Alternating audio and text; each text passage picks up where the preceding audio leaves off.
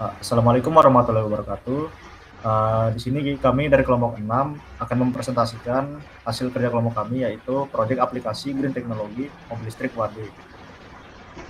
Anggota kelompok kami yang pertama yaitu Muhammad Danal Farizi, lalu ada Prima Anugrah Saputra, selanjutnya ada saya Haryori Jalavika, kemudian ada William Winda Pratiwi, lalu ada Aliansa Ramadhani. Lanjut, deskripsi teknologi yang dikembangkan oleh tim mobil listrik Universitas adalah kendaraan listrik berbasis baterai Battery Electric Vehicle (BEV) yang menggunakan energi listrik sebagai sumber tenaga utama. Kendaraan ini dirancang dengan komponen utama berupa motor listrik, baterai litium, inverter atau controller, serta sistem manajemen baterai Battery Management System (BMS). Pengembangan teknologi ini bertujuan untuk menghasilkan kendaraan yang efisien, ramah lingkungan, dan minim emisi, sekaligus menjadi sarana riset dan pembelajaran bagi mahasiswa dalam bidang energi terbarukan dan transportasi berkelanjutan. Selanjutnya, penemu atau inventor teknologi, yaitu teknologi mobil listrik Universitas Ahmad Dahlan tidak dikembangkan oleh satu penemu, melainkan merupakan hasil kerja kolektif tim mobil listrik Wade. Tim ini terdiri dari mahasiswa lintas program studi, khususnya dari bidang teknik elektro, teknik industri, dan PVTO, yang bekerja di bawah bimbingan dosen dari teknik elektro. Secara resmi, inventor teknologi mobil listrik Wade adalah tim Alkorni, bukan perorangan. Pendekatan ini sejalan dengan tujuan pendidikan tinggi, yaitu mendorong kolaborasi, inovasi, dan penguasaan teknologi ramah lingkungan. Selanjutnya, Prima, bisa dibacakan. Oke, selanjutnya untuk cara kerja teknologi mobil listrik. Yang pertama, sistem mobil listrik dimulai dengan penyimpanan energi listrik di baterai. Bisa dilihat di flowchart. Yang pertama itu ada proses penyimpanan energi listrik di baterai. Selanjutnya ada dari baterai itu dilanjutkan ke inverter untuk mengatur atau mengelola berapa tenaga yang dibutuhkan untuk penggerakan roda belakangnya. Hanya itu ada motor listrik. Motor listrik itu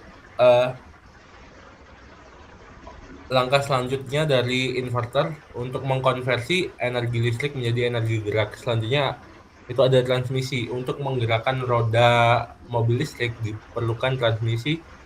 Selanjutnya ada roda. Langkah terakhir dari cara kerja mobil listrik itu energi yang dihasilkan oleh listrik selanjutnya disalurkan ke roda melalui beberapa urutan kerja tadi. Lanjut. Nah, untuk alasan mobil listrik Wade termasuk green teknologi sendiri adalah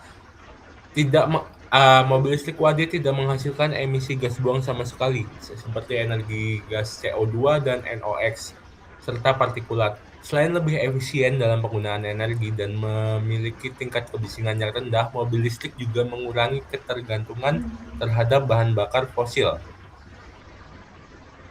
Jika menggunakan listrik dari energi terbarukan, misal sel surya atau apapun itu, dampak lingkungan dapat diminimalkan sehingga mendukung pembangunan berkelanjutan. Oleh karena itu, mobil listrik Wade termasuk ke dalam produk green teknologi. Selanjutnya, oleh Saudara Winda, silakan dibaca. Selanjutnya ada manfaat teknologi. Yang pertama bagi lingkungan, mobil listrik berkontribusi dalam mengurangi polusi udara dan emisi gas rumah kaca, sehingga membantu menekan dampak perubahan iklim dan meningkatkan kualitas udara. Yang kedua, mobil listrik membantu lingkungan dengan tidak mengkonsumsi bahan bakar minyak atau BBM dari fosil sehingga dinyatakan eco-friendly.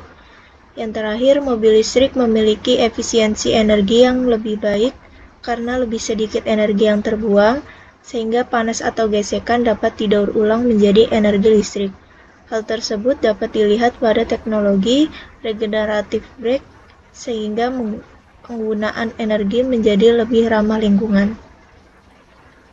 Yang kedua, bagi masyarakat, itu ada teknologi ini mendorong efisiensi biaya operasional karena biaya pengisian listrik relatif lebih murah dibandingkan bahan bakar minyak.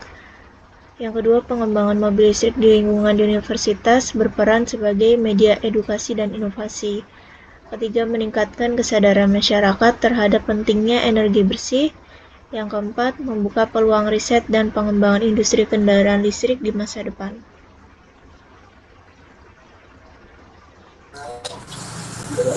Baik, selanjutnya kelemahan atau keterbatasan teknologi.